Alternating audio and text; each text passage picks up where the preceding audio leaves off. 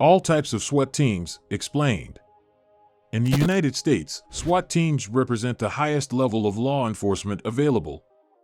The more precarious the circumstance, the greater the likelihood that a member of the SWAT team may point a pistol in your direction.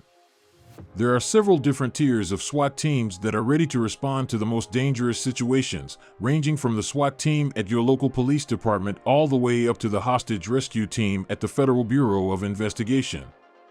SWAT teams are an indispensable resource that serves as the backbone of the law enforcement system. The United States is home to tens of thousands upon tens of thousands of special response teams, or SWAT teams, that are dispatched to crises that regular patrol police aren't prepared or equipped to deal with. To answer the question, but are all of these SWAT teams the same, the simple response is no. If we were to tell you about every SWAT unit in the United States, this conversation would go until the year 3000. We don't want to keep you here for too long, so in order to help us explain everything to you in a fast manner, we're going to divide everything up into three categories: the federal, the state, and the local SWAT squads. So let's begin. Although Special Weapons and Tactics is the acronym for SWAT squad, what makes this group unique? The police unit known as Special Weapons and Tactics, or SWAT, deals with high-stakes criminal scenarios that conventional police departments can't manage. When there is a high risk to the public and to law enforcement, SWAT teams are often dispatched. Workers in this field of law enforcement are trained to utilize weaponry often found in the military. During missions, they employ non-standard police techniques and frequently face severely armed and dangerous criminals. The Federal Bureau of Investigation is the largest SWAT group in the United States, with 56 field offices across the country. In the United States, SWAT teams are a standard feature of most major municipal police and sheriff's departments. There are Special Weapons and Tactics teams in the Secret Service, National Park Service, Border Patrol, and Coast Guard, among many other government agencies. Active shooter situations, barricaded suspects, hostage rescue, counterterrorism, VIP protection, riot control, and high-risk arrests and searches are common responsibilities for any federal, state, or municipal SWAT squad. A SWAT team may consist of assaulters, breachers, snipers, divers, a bomb squad, a canine handler, a medic, and a host of other specialists.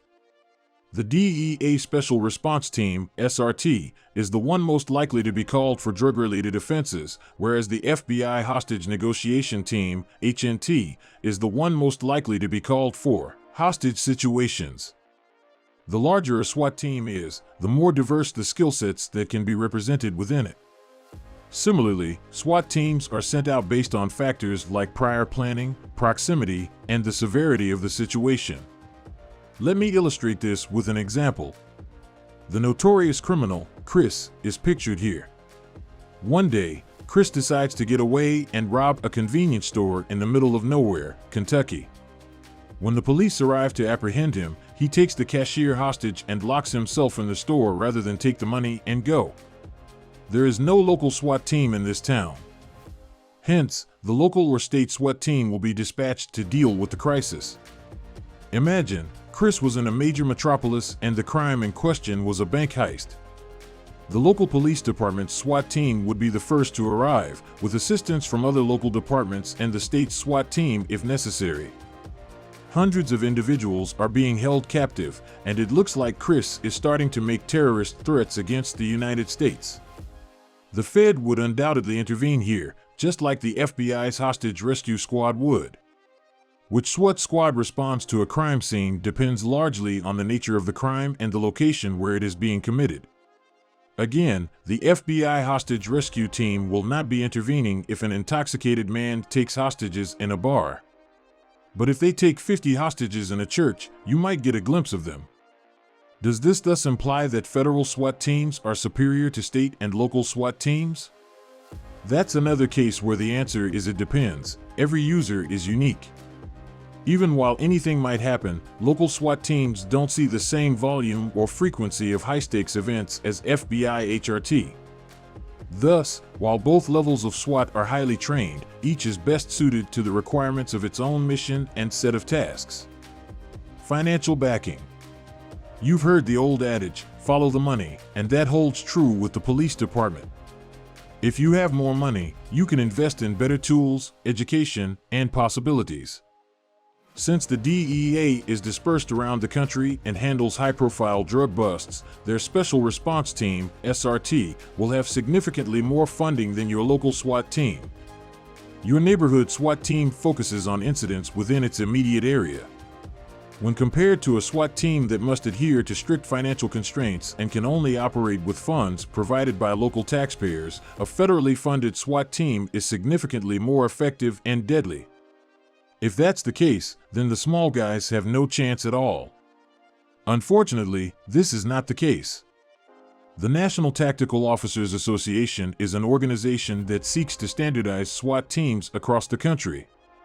They have worked to combine or coordinate SWAT teams across agencies to make them more capable, deadly, and efficient. The level of training each team receives is a significant distinguishing factor among SWAT units. Despite SWAT teams' shared missions and prior discussions, there is currently no standard training for these groups. Regardless of who you see serving as a Navy SEAL, you can rest assured that they have all undergone the same rigorous training. While SWAT team members in Vermont and Washington may have some common ground in terms of training, their paths to that point are not comparable. Moreover, not all SWAT team members work full-time. Of course, the SWAT team also has some members who only show up part of the time. A SWAT team isn't a standard issue for every organization. Many SWAT teams are made up completely of volunteers whose only commitment is to serve on call sometimes. That is, they are carrying out their customary responsibilities on a day-to-day basis. The officers will immediately stop whatever they are doing, patrol, detective work, training, etc., to attend to a SWAT call. What does this have to do with instruction? Obviously, a part-time team will not have the same access to resources as a full-time one for the same reason. As the Special Weapons and Tactics Unit of the Los Angeles Police Department, LAPD SWAT, or the Emergency Service, maybe you've noticed up to this point that we haven't talked much about the state SWAT teams. The distinctions become much less distinct when comparing state and local SWAT teams, as if they weren't already blurry when comparing federal and local SWAT teams. Nothing guarantees that a state SWAT squad will be larger or more capable than a local one. The department's requirements and staffing levels are proportional to the size of the community they serve. In order to put this in perspective, the area covered by the Rhode Island State SWAT team is home to little more than 1 million people. New York Police Department is essentially a city SWAT team with a population of over 8 million to patrol. Despite appearances, not all SWAT teams are created equal.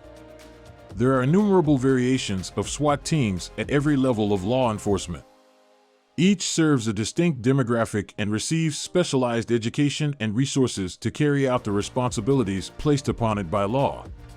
They are all highly regarded personnel of law enforcement who are going above and beyond to ensure the safety of the community, and they frequently collaborate to achieve their goals. Thanks for watching. If you enjoyed the video, make sure you press the like button. And also press the subscribe button so that you remain updated.